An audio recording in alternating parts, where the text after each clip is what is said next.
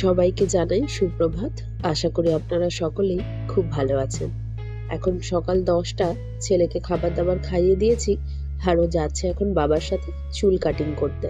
আজকের ভ্লগের ভয়েস ওভারটা শুনে আপনারা হয়তো একটু বুঝতেই পারছেন। অন্য দিনের থেকে আজকের ভয়েস ওভারের আওয়াজটা একটু হয়তো আলাদাই শোনাবে। কারণ এখানে আসার পর না বেশ কিছুটা দিন তো কেটে গেছে, আর তারপরে না শরীরটা ভীষণ রকম খারাপ হয়ে গেছিল।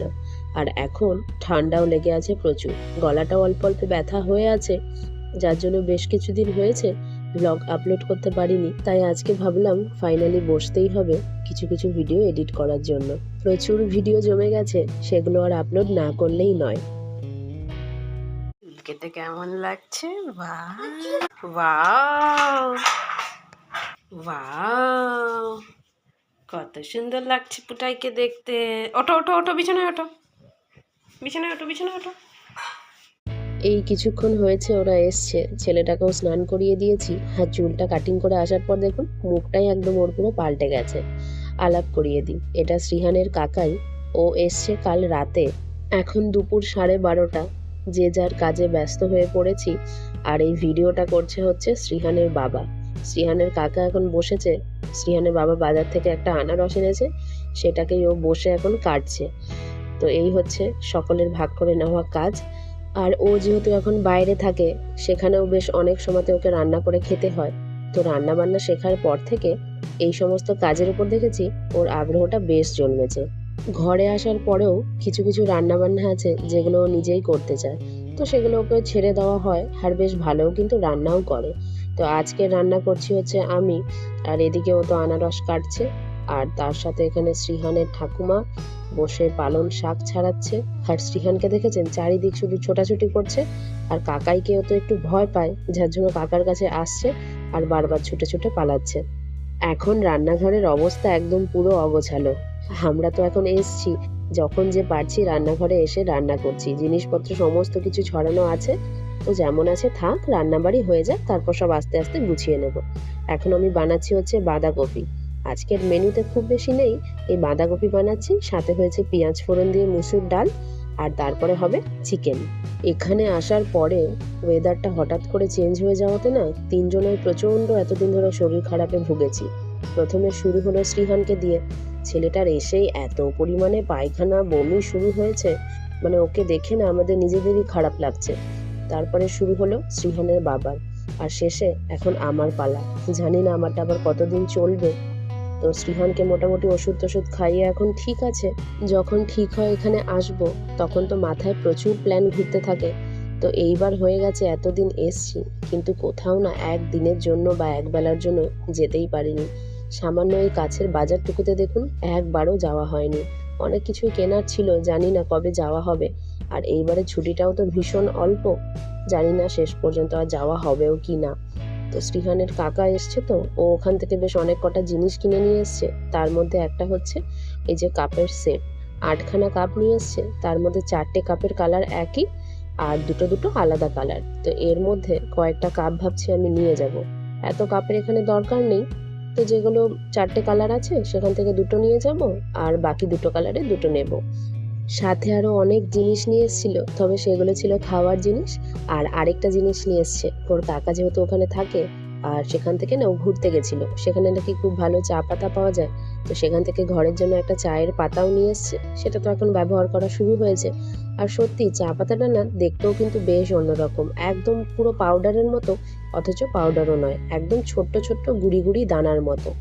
আর এই যে নিয়ে এসছে শ্রীহানের জন্য এই একটা বই, আরেকটা বই আছে, ও ওটাকে বের করে নিয়েছে। আর সাথে নিয়ে এসছে এই যে ওর জন্য এই পাঞ্জাবিটা, কচি কলা পাতা কালারের। দেখতে দেখুন ভীষণ সুন্দর লাগছে, তবে সাইজটা অনেকটাই বড়।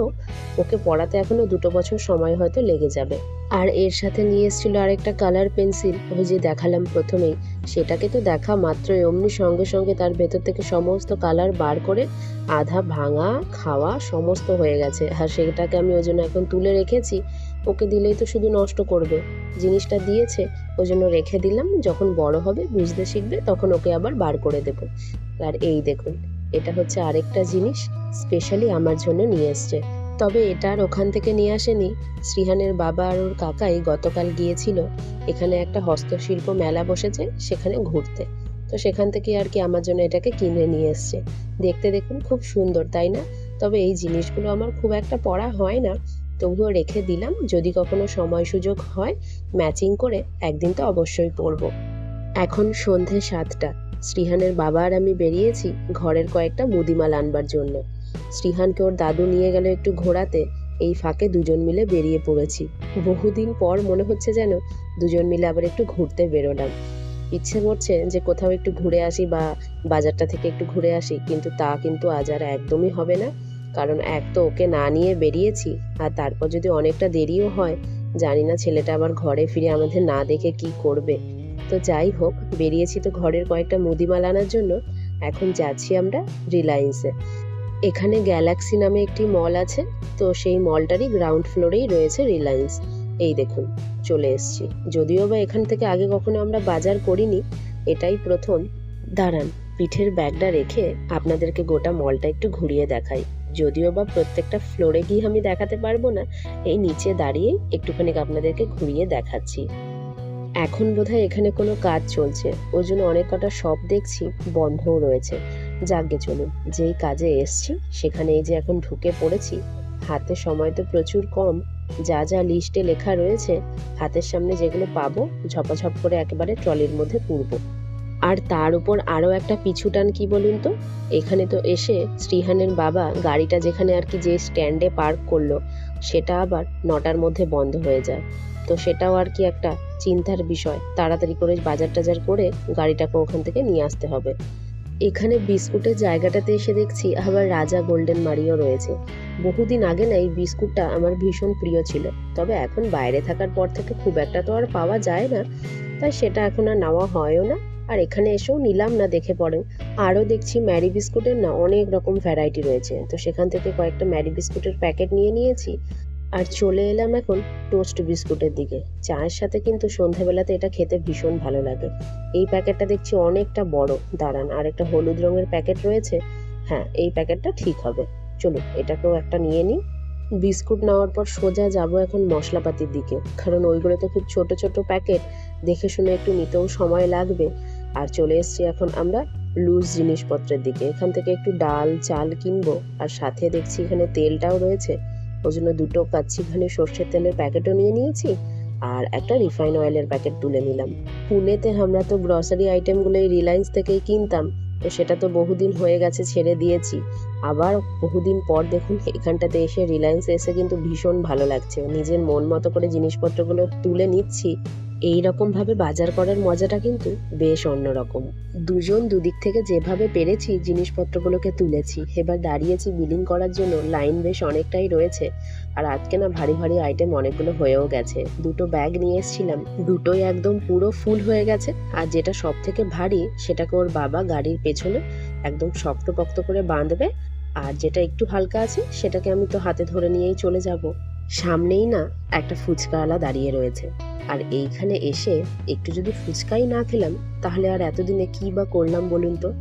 দাঁড়ান, ওর বাবার এই কাজটি হয়ে যাক, তারপরে বলবো চলো দুজন মিলে গিয়ে টুক করে একটু ফুচকা খেয়ে আসি। চলুন, ব্লগটাও তাহলে আজকে এখানেই শেষ করছি। ভালো লাগলে একটা করে লাইক কমেন্ট শেয়ার করবেন। তাহলে সকলেই ভালো থাকবেন, সুস্থ থাকবেন। খুব তাড়াতাড়ি দেখা হবে পরের আরেকটি নতুন ব্লগে।